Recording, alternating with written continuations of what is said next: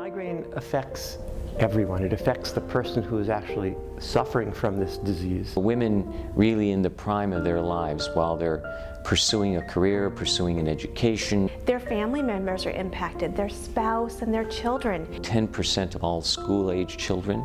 It's a global problem. It affects me.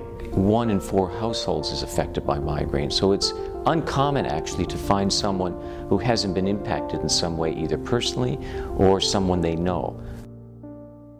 The biggest obstacle patients who have migraine face is the stigma. Sadness and depression, loneliness, embarrassment and stigma, and also anger and frustration. They're stigmatized because it's not considered a real disease. They're stigmatized by their family who thinks they're just trying to get out of something.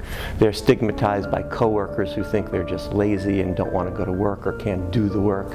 They're stigmatized, unfortunately, by other clinicians who don't get it, who still think this is not a real disease and that the patient should just suck it up and move ahead. It is as legitimate a medical disease, a neurological disease as any other. But to diagnose migraine requires talking to people, getting to know how their symptoms interact with their personality, their life, their family, their work environment, their children, their parents. I spend a lot of my time going around the world educating physicians and other healthcare providers how to make the diagnosis and how to manage them, patients properly.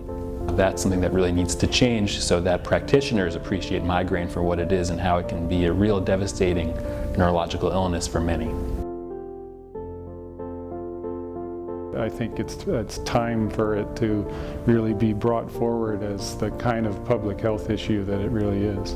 It's important to remember that you are not alone. Don't give up.